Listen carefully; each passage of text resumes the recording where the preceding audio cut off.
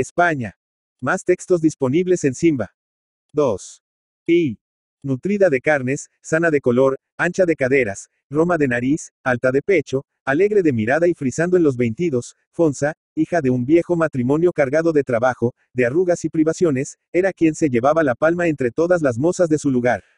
Rondabanla por la noche y bailabanla a porfia los domingos en el corro los mozos más gallardos. Poníanle arcos de flores a la ventana durante la velada de San Juan, y la hacían, en fin, objeto de cuantas manifestaciones es susceptible la rústica galantería montañesa. Pero Fonsa no era feliz, a pesar de todo. Su único hermano había marchado a América poco tiempo hacia, y dos amigas y convecinas que servían en Santander, se habían presentado en el pueblo con vestido de merino de lana y botas de charol. Lo primero la tenía en constante esperanza de ser señora. Lo segundo la hizo reparar más de lo conveniente en que ella aún bestia bayeta y percal, y que, descalza casi siempre, se pasaba lo más del año cavando la tierra y sufriendo la inclemencia del sol y del frío. Por eso se dijo una vez, a su modo, por supuesto. Mi hermano me ha prometido hacerme una señora principal, pero mañana u otro día, y de aquí a la, ya hay lugar para morirse de hambre. Yo podía, para entretener mejor el tiempo, irme a servir a Santander, donde dicen mis compañeras que se divierten mucho y comen y se visten bien y trabajan poco. Y Afonso empezó a quitarle el sueño el condenado gusanillo de la ambición, que está haciendo y ha hecho en la montaña más estragos que el oidium, la epizootia y el cólera juntos. Los padres de la ilusa muchacha, tan pobres de criterio como de bienes de fortuna, soñaban como ella en riquezas y señorios, y miraban con repugnancia la escasa tierra que labraban, como si no fuese capaz de prestarles lo necesario para cubrir sus cortísimas necesidades. Así fue que, al conocer las pretensiones de Fonsa, en lugar de darle un par de moquetes por atreverse a aspirar a la lana y al charol de sus amigas, sin saber antes cómo lo habían ganado, y a abandonar a los pobres viejos al 3. Rigor de los trabajos campestres, superiores a sus ya cansadas fuerzas, aceptaron el plan como una inspiración de Dios, aunque con la condición precisa, porque los viejos eran honrados a carta cabal, de que Fonsa había de entrar a servir en casa conocida y de principios, donde se mirara por ella con interés. La aspirante a sirvienta propuso enseguida a sus padres la familia de cierta doña Remedios que pasaba los veranos en aquella aldea, bien para servir en su casa, bien para que le busquéis otra de su confianza. Y tan racional pareció la idea de Fonsa a su padre, que enseguida fue a la taberna, compró un pliego de papel y se plantó en casa de un mozalbete que tenía en el barrio fama de gran pendolista. Vengo, le dijo, al auto de que me escribas una carta para doña Remedios, la de Santander. El mozalbete dejó el enorme mazo con que encambaba un rodal, entró en casa, volvió a salir con un tintero de cuerno en la mano, y, puesto de rodillas delante del poyo del portal, escribió sobre el papel que le dio el padre de Fonsa lo siguiente, que le dictó rascándose la cabeza: señora doña Remedios. Para servir a usted y de toda mi satisfacción, sabrá usted primeramente como la mi muchacha y nosotros deseamos que la muchacha pase a servir a casa de usted, o a persona de la conveniencia de usted, porque la muchacha, como usted sabe, es honra, y nosotros, vamos al decir, y perdone la franqueza, semos muy hombres de bien por mar y por tierra y por el redondel del orbe. Si usted tiene a bien que la muchacha sirva en casa de usted, o en casa de su conveniencia de usted, avisar a Tanaina como ésta llegue a ojos de usted. Y si, pinto el caso, no llegara, avisara también pa' ver de ponerle otra al mismo tenor. Y con esto no canso más, quédese usted con Dios, y mandar con franqueza. La mujer buena, gracias a Dios. Portada, la muchacha es docilota y sofria, está en buenas carnes y es avispa de por suyo, buen genial y mejor voluntad. Y no cansando más por ahora, pa' servir a usted y finezas a la señora familia, me repito. Y con esto tendrá usted el honor de saber que es su 4. Vasallo con respeto y servidumbre y fineza, Celigonio Calostros. El pendolista arañó la pared para sacar polvos, cubrió con ellos la carta y la cerró con pan mascado. Pusóle el sobrescrito, y dándosela al tío Celedonio, llevóla a la estafeta del lugar. 8 días después contestó doña Remedios diciendo que había encontrado una casa de su confianza, en la cual podía servir Fonsa. Entonces llamó tío Celedonio a su hija, y la habló en estos términos: a Santander vas a dir, prop sí, pero con muchísima honra. Si sé que te sales de la casa donde te meta doña Remedios, sin el aquel de su permiso, y si, pinto el caso, faltas al respeto a tus amos o levantas los ojos del suelo cuando te reprendan, malos lichones me jalen si no voy a la ciudad y te traigo a casa entre civiles. Y si, lleva de malas compañías, faltas al temor de Dios y te das a picos pardos, Nuestra Señora de las Angustias te ampare, porque yo te descuartizo.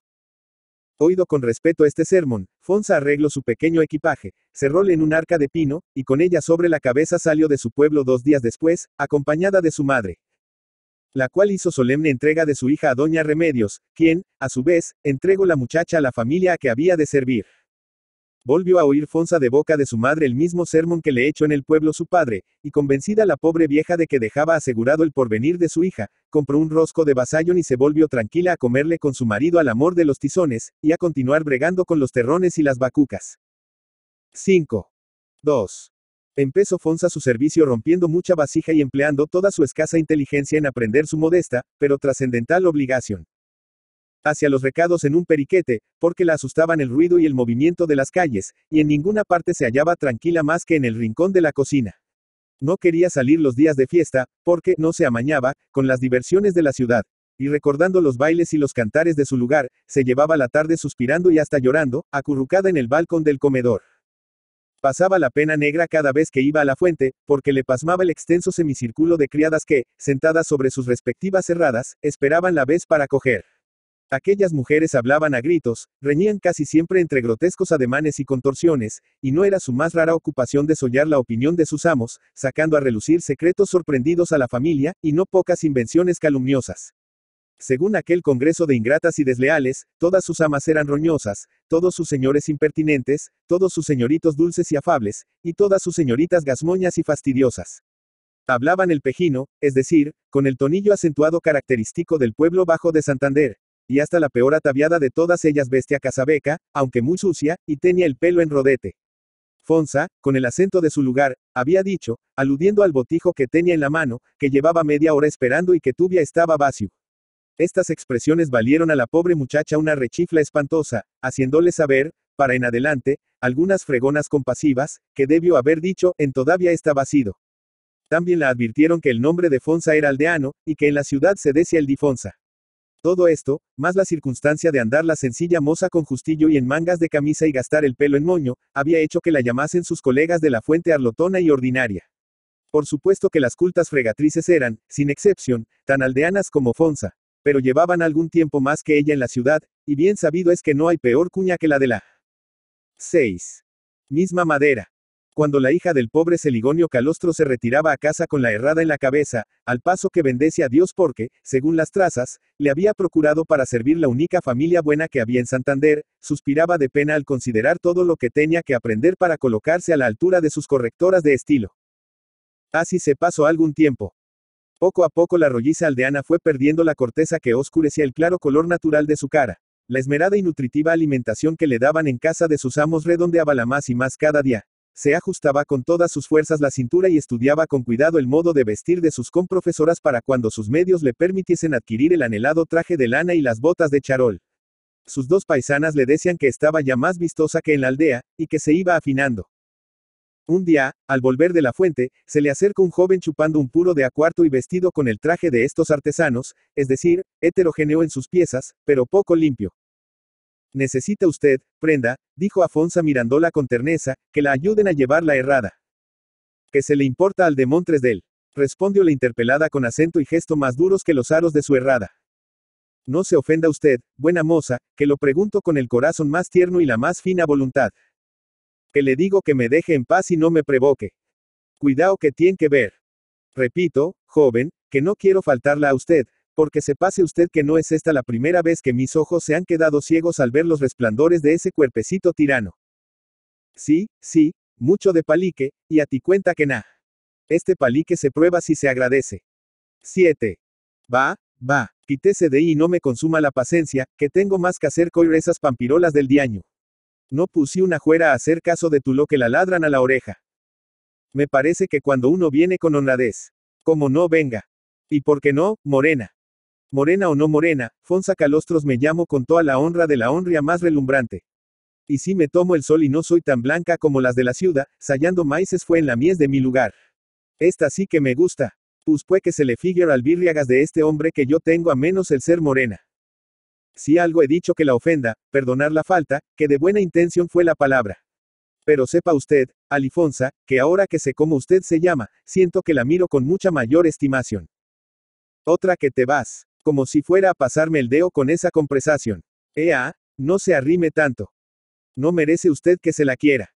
Ni falta que me hace, pa' que usted lo sepa. Es usted una ingrata. Y usted un lenguatón mal enseñado. Ya se arrepentirá usted algún día de haber recibido tan mal mis finezas.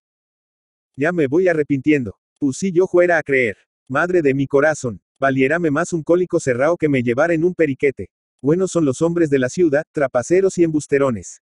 En la ciudad hay de todo, Alifonsa. Y aunque me esté mal el decirlo, soy un artesano honrado que sabe obsequiar finamente a una joven tan interesante como usted. De manera es que como una no debe, vamos al decir, corresponder al 8. Respective de lo primero que la cantan. Por eso yo la pido a usted su correspondencia para cuando mis finos obsequios la prueben que no he querido engañarla. Eso ya es otra cosa. Velay, ya es pienso yo ahora a cogerle un poco de ley, siquiera por el aquel de la formalidad. En cuanto a lo demás, aquí me tiene usted. Y creo que, mejorando lo presente, no soy del todo mal personal.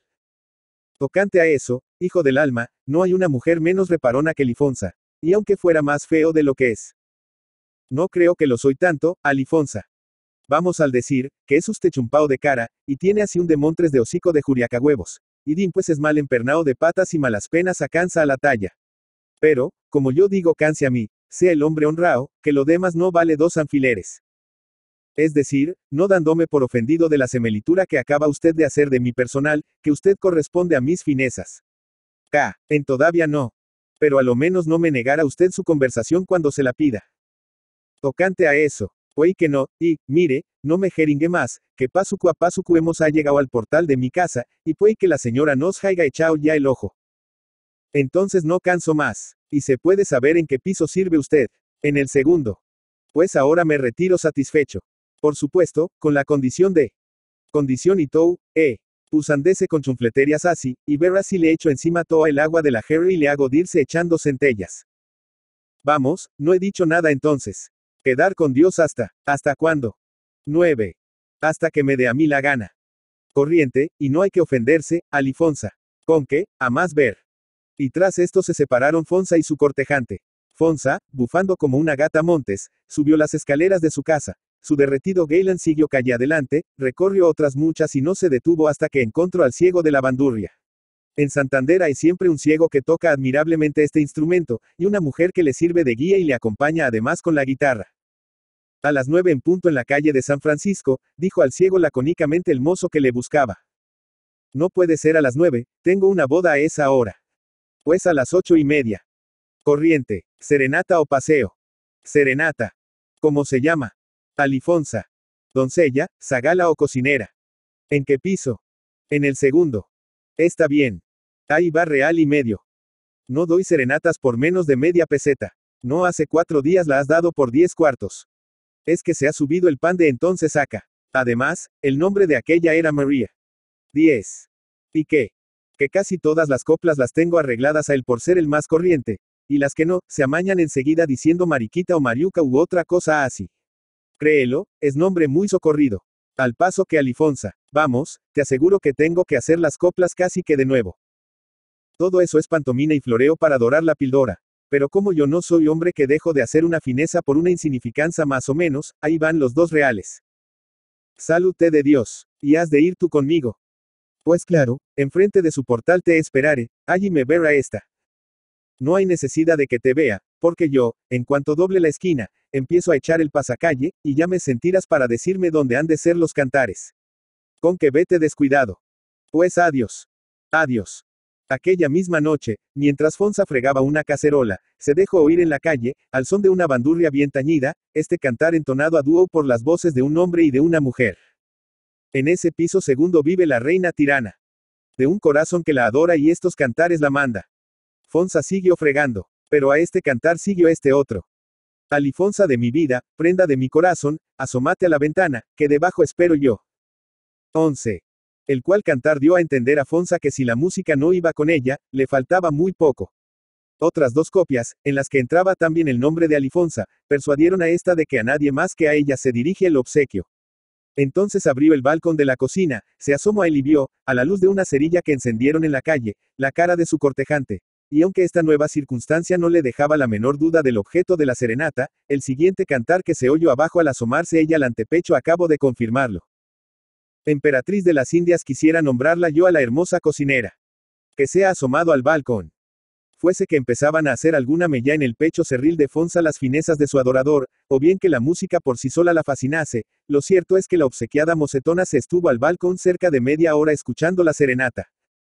Cuando se retiró de él, después de oír el último cantar, se encontró con que se le había resquemado la cena, con que lo había olido la señora y con que ésta la estaba llamando a gritos 10 minutos hacia. Semejante falta fue la primera que cometió Fonsa en casa de sus amos, y también la primera que oyó en ella la dura reprensión que le echó la señora. Aquella noche durmió muy mal entre los recuerdos de la serenata y los de la subsiguiente reprimenda. Los primeros le sabían a miel, pero los segundos le hacían dar en la cama cada revolcón que temblaba la casa. 12. 3. Pasó más tiempo. Durante el hablo Fonsa varias veces con su atento obsequiante, o mejor dicho, novio, perdió el miedo que le causaban antes la gente y el bullicio de la calle y las pejinas de la fuente. Adquirió, por regalo de su señora, una casabeca, y por anticipo sobre su soldada, un vestido de percal rameado y unas botas de lienzo de color de tortola con trencillas verdes. Bailó 4 tardes en el reganche. Adquirió algunas amigas íntimas entre aquellas mismas criadas veteranas que tanto respeto le infundían al principio. Y se convenció de que, a pesar de sus remilgos y casabecas, eran tan bestias como ella. Aprendió en su escuela a reírse a gritos sin saber de qué, y a estarse una hora, con la herrada llena sobre la cabeza, diciendo tonterías a otra que tal en medio de la acera. Fue 3 veces tarde a casa, y llevó por estas 3 faltas graves 3 sermones en tiple de la señora. Volvió a estas 3 respuestas nada reverentes, y por la última de ellas fue conminada con la pena de ser puesta de patitas en la calle si reincidia en semejante falta. Habló con sus amigas de este asunto, y quedó convencida de que su ama era gruñona, y además roñosa, porque le trancaba los garbanzos, el azúcar y el chocolate. Se atrevió a buscar 2 veces casa sin el consentimiento de su familia. Se permitió algunas burlas de las aldeanas que llegaban a servir a la ciudad en las mismas condiciones en que había llegado ella poco antes. Trocó su aire antiguo de marcha, rígido y empinado como el mango de una escoba, por un exagerado contoneo, soltó el moño tradicional de su recia cabellera para reemplazarle por el moderno rodete. Y fijo bien en la memoria las palabras abulla, endimpues, bujero, cudiado, sastinfecho, golpe, juegar y otras por el estilo del lenguaje fino fregonil, y algunas muletillas de igual procedencia, como ya baja. A la vuelta lo venden tinto. Como no, morena, soy de Orozco y no te conozco, las cuales encajaba a cada momento, pegasen o no pegasen. Y con todos estos adelantos se creyó completamente cepillada y pulida, pero no satisfecha, porque aún no tenía lo que más ambicionaba en la tierra, botas de charol y vestido de merino de lana. 13. Llegó en esto el día del santo patrono de su pueblo, y obtuvo permiso de su ama para ir a pasar la fiesta con su familia. Presentóse entre sus antiguas relaciones con aire de taco y, como el jandalo famoso del rastrillo, alardeó de haber olvidado hasta el nombre de los más comunes aperos de labranza, como si hiciera siglos que los había perdido de vista.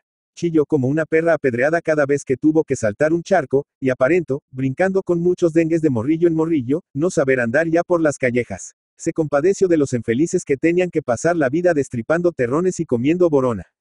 Se desdeñó de bailar el periquín en la romería, pretextando que ya no sabía más que al punteao de la ciudad. Reprendió a cuantas personas la llamaban Fonsa, advirtiéndoles que debían decir el difonsa. Llamó a su vez Elipas y Enestasias a las llamadas Lipas y Tanasias, y volvió a salir de su pueblo a las 36 horas de haber entrado en él, dejando medio duro a su padre y asegurando a las amigas de quienes se dignó despedirse que le repugnaba la ordinariez de la aldea. Otra vez en Santander, continuó progresando en la escuela fregonil y adquiriendo cada día una nueva amistad en fuentes y plazuelas, haciéndose más y más susceptible a las reprensiones de su ama y dándole a cada hora un nuevo motivo de enojo. Entretanto, no llevaba más que 7 meses de servicio, y el saldo de su cuenta no le alcanzaba para comprar el vestido de merino y las botas de charol que la traían a mal traer, especialmente desde que frecuentaba el trato de una moza que se distinguía entre todas las de su categoría por la variedad de sus trajes y por la frecuencia con que cambiaba de amos. La tal moza había mostrado siempre una decidida inclinación hacia Fonsa, y no sosegó hasta que se hizo su inseparable compañera de plazas, fuentes y paseos. Ella se tomaba la molestia de arreglar el prendido y los 4 trapos del vestido de la sencilla cocinera, cada vez que salían juntas. Ella le corregía el estilo, así en el decir como en el andar. Ella le procuraba las disculpas que había de dar en casa cuando suponía que habían de reñirla por su tardanza.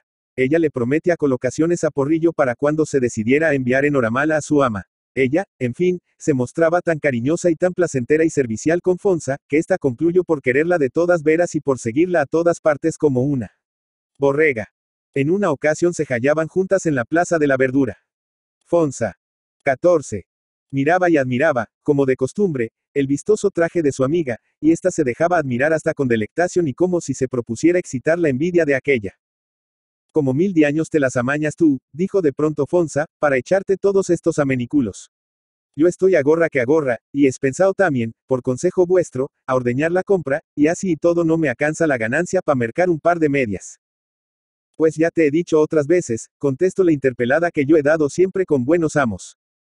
Buenos amos. Y has parado un mes en la casa que más. Eso no quita. Y luego después, yo te diré. Me toco la lotería. La lotería. Entonces voy a echar yo. Es que puede que a ti no te toque, y entonces pierdes lo que eches. ¿Y por qué echestes tú? ¿Por qué? Porque sabía que me iba a tocar. ¿Y cómo lo sabías? Porque me lo dijo la adivina. Madre de Dios, la adivina. Si yo me atreviera. ¿Y por qué no te has de atrever? Porque dicen que es pecado. ¿Quién lo dice? El señor cura de mi pueblo. Y además el catecismo, que bien claro lo canta, el que usa de chapucerias o cosas pertiniciosas. Otra, pero ese será el catecismo de tu pueblo. Aquí no rige. Que rige aquí. 15. El obispo, y el diablo me lleve si le he oído una palabra contra las adivinas. Entonces, yo puedo ir a que me echen las cartas. Claro que sí, crees en la adivina. Como en los evangelios, y buenas ganas que se me han pasado de ir a verla desde que estoy en Santander. Pues, hija, ahora tienes buena proporción. Ahora mismo. No hay inconveniente. Pues andando se va. 16. IV. Fonsa, temblando de emoción, se puso a las órdenes de su amiga y salió con ella de la plaza. Tomaron por la calle de la Lealtad, y, torciendo por otras callejuelas, entraron en un portal oscuro, angosto y lobrego, del que arrancaba una escalera carcomida y tortuosa. Subieron una docena de peldaños y se detuvieron delante de una puerta tan miserable como la escalera.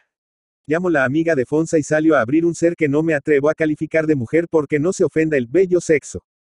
Era una mole de carne mugrienta y asquerosa, mal cubierta con algunos trapos tan sucios como la carne. Arrastraba en los hinchados pies unos soletos, y tenía, en lo que llamaremos cara, dos a manera de ojos ribeteados de sangre, una, como nariz, atascada de rape, y alrededor de una abertura, que pudiera ser la boca, sucia y profunda, como el foso de una letrina, crecían rígidas y dispersas algunas cerdas grises.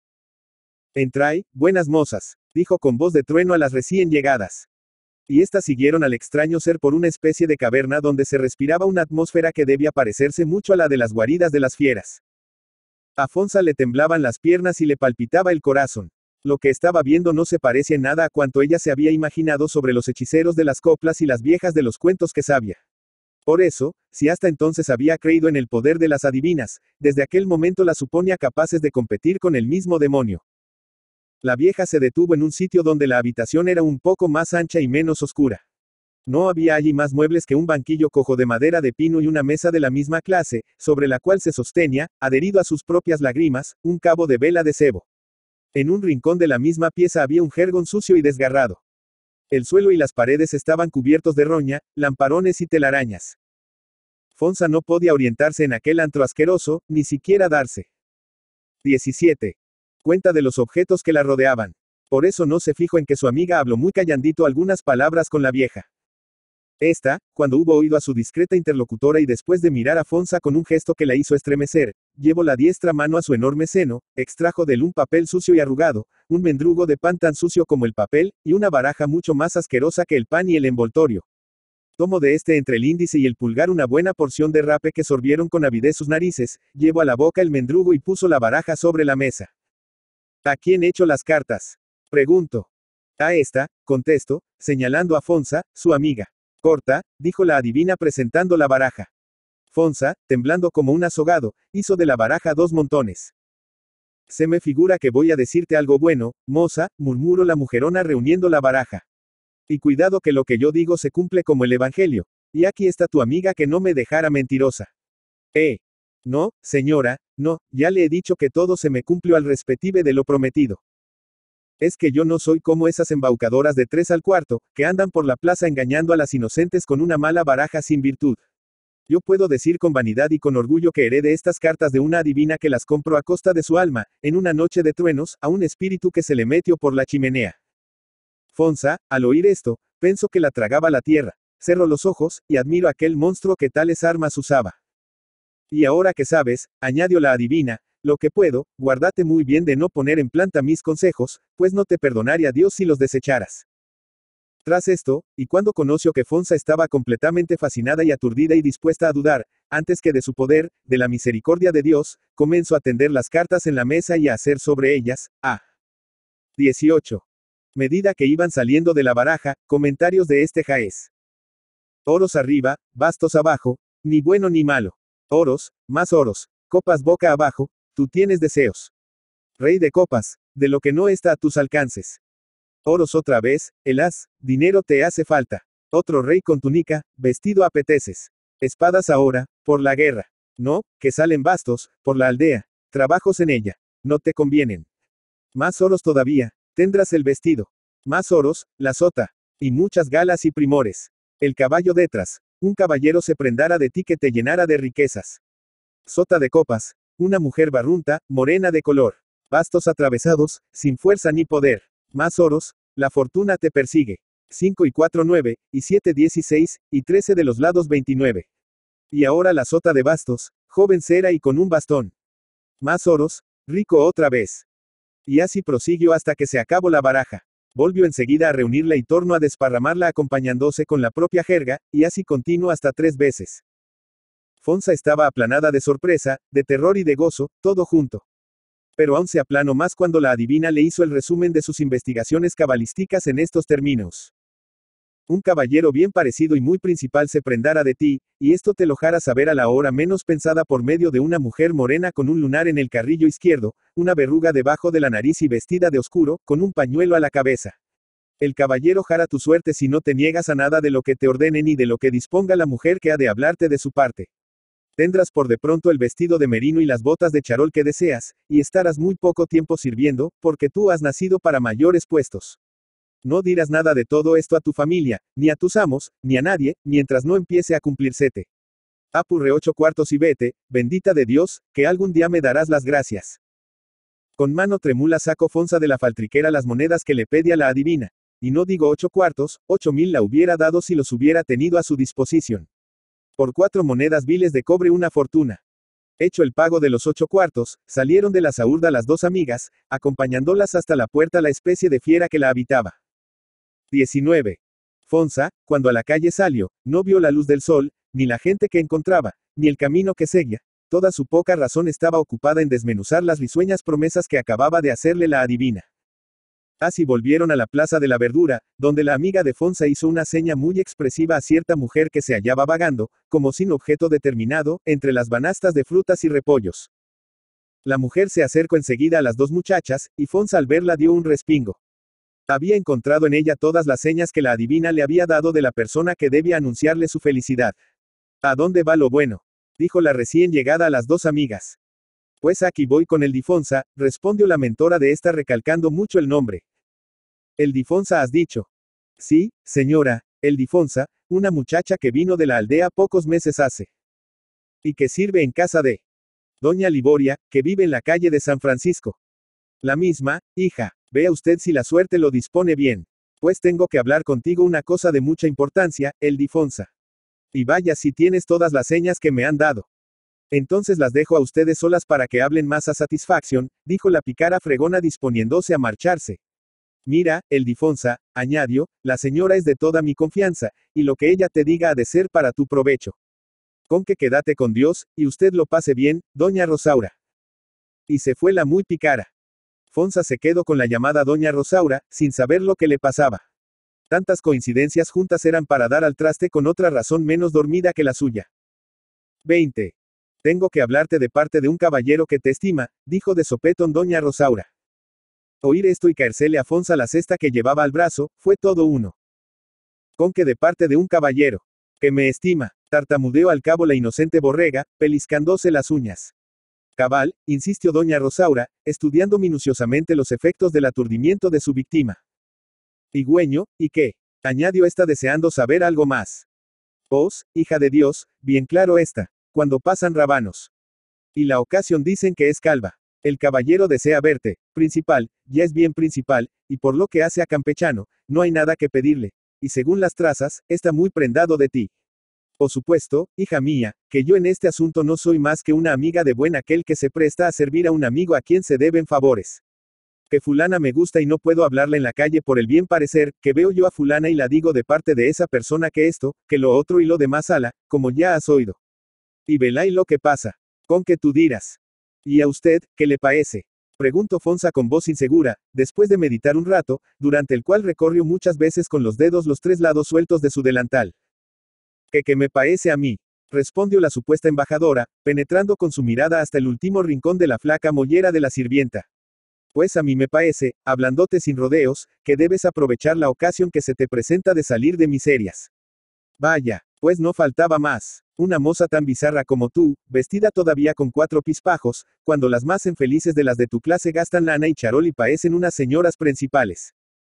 Lana, charol. Pronunciar estas palabras junto a las orejas de Fonsa, era soplar el fuego, empujar el cuerpo que rueda al abismo. Pero ¿sabe usted si ese caballero, vamos al decir, desea hacer mi suerte solo por el aquel del beneficio? Objetó la moza luchando con sus últimos escrúpulos. 21. Eso no se pregunta, replicó doña Rosaura, afectando resentimiento. Pero ¿de qué tierra vienes tú, mujer, que todavía te paras en esos inconvenientes? Ave María, que poco conoces el mundo. Ay, doña Rosaura, que dicen que ésta perdió. 4 gazmoñas que desean echarse a perder, y ni así se acuerda nadie de ellas. Con tú y con eso, si tuviera yo aquí a mi padre para pedirle consejo. Librete Dios de ello, exclamó la consejera con una viveza como si hubiera pisado lumbre. A los padres siempre les ciega el cariño que tienen a los hijos, y por el afán de apartarlos del mal, los privan del bien muy a menudo. Desengañate, Ildefonsa. Si quieres aprovechar la ganga que se te ofrece, no solamente no has de decir una palabra sobre el asunto a tu familia ni a tus amos, y has de guardar el secreto hasta en sueños, sino que has de obedecer ciegamente, en todo lo que te ordene, a la persona que te busca. Esta última condición, por ser la misma que le impuso la adivina, acabo de aturdir a Fonsa. Creyó a puño cerrado que se hallaba bajo una influencia sobrenatural, y dando al traste con su último reparo, entregóse a discreción a la voluntad de doña Rosaura. Esta, que no quería perder tiempo, se apresuró a preguntarla, ¿cuándo te toca salir? Yo salgo todos los días de fiesta por la tarde, hasta el anochecer. Mejor sería hasta un poco después de anochecido, pero, en fin. Hoy es sábado. Espérame mañana por la tarde a las 4 en este mismo sitio, vestida con la mejor ropa que tengas. ¿A dónde vamos a ir? A donde yo te lleve, y te vuelvo a advertir que te dejes manejar de mí y del caballero, si no quieres que se lo lleve todo la trampa. Y ni en sueños se te escape nada de lo que aquí hemos hablado. Y mucho cuidado también con no darte por conocida mía cuando vayas con alguno, sobre todo con la 22. Señora. Entonces, hasta mañana, y mira que si faltas, contra ti harás. No faltaré, doña Rosaura. Ya me darás las gracias algún día. Dios lo quiera. Y las 2 mujeres se separaron. Fonsa, hechas las compras que se le habían encargado, volvió a casa 2 horas después de lo que debía, oyó por esta falta tempestades de su ama y estuvo a pique de ser despedida por algunas respuestas descaradas que devolvió. Pasó todo el día y la mayor parte de la noche preocupada y luchando con el recuerdo de los consejos de su padre, con el de los augurios de la adivina y con el de las proposiciones de doña Rosaura. A veces temía algo que no veía claro, y medio se decide a no asistir. Pero las raras coincidencias de la víspera, aquellas promesas de fortuna hechas por la monstruosa vieja y puestas por la otra mujer a 2 dedos de la realidad, no eran para desechadas sin levantar antes por lo menos la punta del velo misterioso. Durmióse, pues, en estas reflexiones, y amaneció el día siguiente, llegó la 1 de la tarde, comieron sus amos a las 2:30, fregó la vasija, vistióse lo mejor que pudo a las 3, y a las 4 en punto se hallaba en la plaza de la verdura saludando a doña Rosaura, a cuyo lado marchó enseguida por la calle de Atarazanas adelante, y llegaron a la cuesta del hospital. Y se eclipsaron en una de sus afluentes callejuelas. 23. V. Aquí hay un paréntesis de algunas horas. Fonsa no vuelve a presentarse en la escena que nos es lícito contemplar, hasta muy entrada la noche. Entonces se la vio, a la escasa luz de los faroles, caminar calle abajo hecha una exhalación, tomar por el Arco de la Reina, entrar por puerta, la sierra en la calle de San Francisco y llegar al portal de su casa. Gruñendo como una jabalina, recibió de su ama la advertencia de que al día siguiente sería despedida, supuesto que sus faltas, lejos de corregirse, iban haciéndose más graves cada vez. Dirigióse rápida a su alcoba. Rompió un cristal de la puerta al cerrarla con furia. Cambió su traje de gala por el de diario. Fue a la cocina y se empeñó en avivar el fuego del hogar vertiendo agua sobre los tizones, y sazonó las alubias con azúcar y echó media libra de pimentón en la compota. Al conocer tanta torpeza, se tiró de los pelos, lloró de coraje y maldijo en sus adentros a la adivina, a doña Rosaura y a la pícara que se las había dado a conocer. porque es de advertir que Fonsa, a pesar de su Roma inteligencia, había empezado a sospechar que era la víctima de una infame combinación preparada contra ella, siendo lo peor del lance que ya no podía retroceder, porque en ciertas situaciones, como al borde de un abismo, el primer paso decide la caída, y Fonsa acababa de darle corriendo ciega tras la confirmación de las risueñas profecías. En vano busco más tarde un poco de tranquilidad entre las dulzuras del sueño. Este caballerito solo dispensa sus favores a los muy felices o a los muy perdidos, y Fonsa, aunque no pertenece al grupo de los segundos, estaba aquella noche muy lejos de ser de los primeros. Así es que se la pasó en claro, batallando sin cesar con sus recuerdos y, sobre todo, con el de los pobres viejos que en tanto tenían su acrisolada honradez. Y tal la carcomia y le impresionaba que llegó a ponerse febril.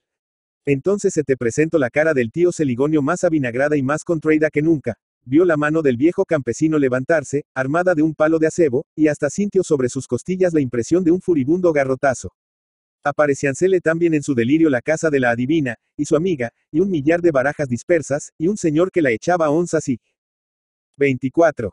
Más onzas sobre el delantal, y el delantal se llenaba de ellas, y caían después por el suelo y nunca acababan de caer, y bella culebras que se convertían en vacas y subían por la cuesta del hospital detrás de doña Rosaura, que iba vestida de escajos y tenía cabeza de raposa y cola de lagarto. Después asomaba un señor por una bocacalle, daba un silbido, se espantaban las vacas y la corneaban a ella, que salía de un portal muy largo, muy largo, muy largo, con vestido de merino de lana y botas de charol. Después se quería levantar, y venía su padre con un garrote lleno de nudos y la molía las costillas. Luego pasaba la adivina sorbiendo tabaco y royendo un mendrugo, y se comía a su padre de un bocado, y le daba un beso a ella, y de aquel beso salían barajas, barajas, barajas y muchísimas botas de charol que recogía en la falda del vestido. Después se ponía a probárselas encima del campanario de su lugar, bajo el cual estaba su rendido novio echándola una copla al son de la bandurria y llorando al mismo tiempo a moco tendido. En esto arreció el viento, zarandeó el campanario y la despidió por los aires. Vuela, vuela, vuela y cae, cae, cae, parecióle haber estado bajando más de 3 días, al cabo de los cuales llegó al suelo. Y volvió en sí, restregóse los ojos, vio la luz del crepúsculo de la mañana, orientóse por completo, suspiró con la más negra pena y se levantó.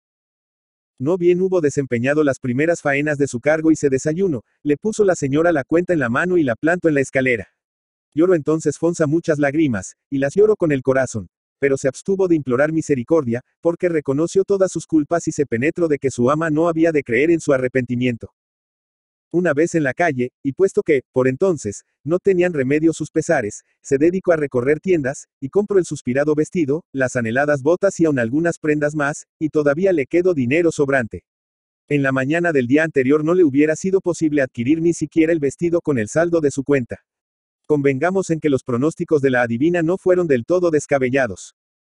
Con sus nuevas galas en la arquilla, que llevaba consigo, se encaminó a la Plaza de la Verdura, centro obligado de esta clase de gente. Allí encontró, al llegar, a doña Rosaura. Requemósele un poco la sangre a su vista, y aun quiso decirle 4 frescas. Pero tales trazas se dio la caritativa mediadora, que acabó Fonsa por mostrársele muy reconocida. Y por 25. Aceptar su casa para vivir mientras no hallase colocación. Entre tanto supo doña Remedios que su recomendada había sido despedida, y avisó inmediatamente a tío Celedonio para que le sirviera de gobierno, añadiéndole que Fonsa no se le había presentado aún a participarle el suceso, lo cual no le daba muy buena espina. Mientras llegó la carta a la aldea, y lo supo tío Celedonio, y la sacó de la estafeta, y halló quien se la leyera, y le lavó su mujer la camisa fina, y se cuesta, se pasaron 8 días, al cabo de los cuales entró el pobre aldeano en Santander, resuelto a llevarse a su hija a machacar terrones si las disculpas que le diera no le satisfacían completamente. 2 días antes había sido colocada Fonsa en una casa que le proporcionó su amiga, aquella buena pieza que la llevó a ver a la adivina. Allí la encontró su padre. Y aunque le repitió doña Remedios que no la había visto desde que fue despedida y que no le gustaban las noticias que de su comportamiento le había dado la familia que acababa de servir, como los nuevos amos no le dijeron nada malo de su hija, y como ésta, entre protestas, lágrimas y disculpas, le entregó enterito el saldo de su cuenta, tío Celedonio se dio por muy satisfecho y se volvió a la aldea, creyendo de todo corazón que Fonsa estaba en grande y que nada tenía que temer por ella. Quedóse, pues, otra vez en Santander la temeraria muchachona, libre de la tutela de doña Remedios y descuidada, por entonces, en cuanto a sospechas y recelos de su familia. Durante los 6 días que vivió con doña Rosaura consiguió esta hacerla transigir con muchos escrúpulos. Fonsa comprendió al fin que género de prosperidad era el que le habían dispuesto entre la adivina y sus agentes, y no deliro, como la noche de Marras, al conocer tan triste verdad. En una palabra, Fonsa no aceptó su situación sin cierto disgusto, pero se resignó a ella. Doña Rosaura quiso más aún y obró en consecuencia. No llevaba la inexperta muchacha 15 días de servicios en casa de sus nuevos amos, cuando su amiguita le dijo: es preciso, Ildefonsa, que cambies de clase. Ya tienes ropas como la más peripuesta y estás afinada que pasmas. Tienes que dejar de ser cocinera y tratar de ser doncella. A buen tiempo te acuerdas, respondió Fonsa con una sinceridad. 26. Admirable.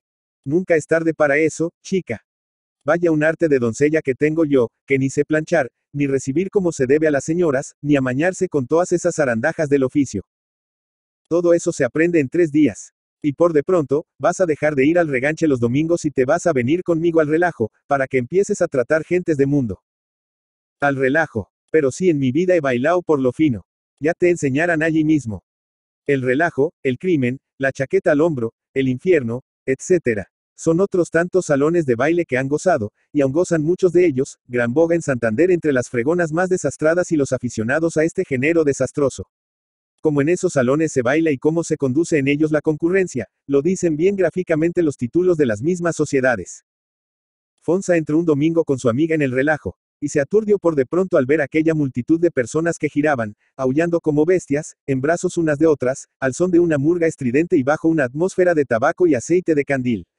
Poco a poco se fue orientando. Y como era frescachona y rolliza, cosas bastante raras en aquel agosto nauseabundo, pronto se halló solicitada por un sinnúmero de caballeros que aspiraban a la honra de bailarla. Quiso eximirse diciendo que no sabía bailar, pero lo puso peor así, todos se brindaron a enseñarla. Una chica que no sabe bailar es una ganga en semejantes salones. Primero, porque revela cierta inocencia de costumbres muy envidiable. Y segundo, porque enseñarla a bailar es lo mismo que estar autorizado para estrujarla, resobarla y exprimirla. Fonsa cayó en manos, mejor dicho, en brazos de un maestro que había sido en Madrid estudiante de medicina 14 años seguidos sin haber llegado jamás a bachiller. Después bailó con un corneta de la guarnición, y, por último, con un corista del teatro, a quien le faltaban la campanilla y media nariz. ¿Qué tal?, le preguntó la amiga al salir del baile. 27. Magnífico, chica, respondió Fonsa. Al comenzar me dio algo de vergüenza, pero enseguida la perdí toa. Mucho reempujón y muchísimo pellizco me han dado, eso sí, pero también te aseguro que me divertió de lo güeño. Y que al mismo tiempo aprendió el balseo y las habaneras vaya. Y bien que me gustan. Buena deferencia va de esto al reganche. Vendremos todos los domingos, ¿eh? La amiga, como era de esperar, aplaudió tan buenos propósitos. Para abreviar, Fonsa perseveró tanto en ellos, que antes de 3 semanas fue despedida de la casa en que servía, y en vano trató de entrar en otras en calidad de doncella. Su vida agitada le impedía cumplir con sus deberes domésticos, y encontraba insoportable la sujeción y mezquino el sueldo que ésta le proporcionaba. Declaróse, pues, libre, y se instaló en casa de doña Rosaura. No aspiraba esta a otra cosa. Así vivió 2 meses, entregada de lleno a las emociones del baile y a otras aún de peor calidad. Hizóse popular en los salones del relajo, del crimen y del infierno, y continuó progresando en esta senda, hasta que no tuvo el diablo por donde desecharla. Supo tío Celedonio algo de lo que pasaba. Vino a Santander, obligóla a irse con él al pueblo, la arrimó allí un par de palizas de padre y muy señor mío, y la hizo trabajar en las más rudas faenas de la labranza. Pero Fonsa no era ya capaz de soportarlas, y un día, muy tempranito, hizo un lío con su mejor ropa y desapareció de la aldea. Buscaronla sus padres con el ahínco que ustedes pueden imaginarse, pero todo fue en vano. Fonsa no volvió a aparecer para los pobres viejos, que se murieron algún tiempo después rogando a Dios por ella. ¿A dónde había ido? ¿Cuál fue su paradero? No contándose segura en Santander, ¿a dónde volvió cuando se escapó de casa? Largóse a Madrid con el doble objeto de continuar su carrera en mayor escala y vivir más a cubierto de la persecución de su familia.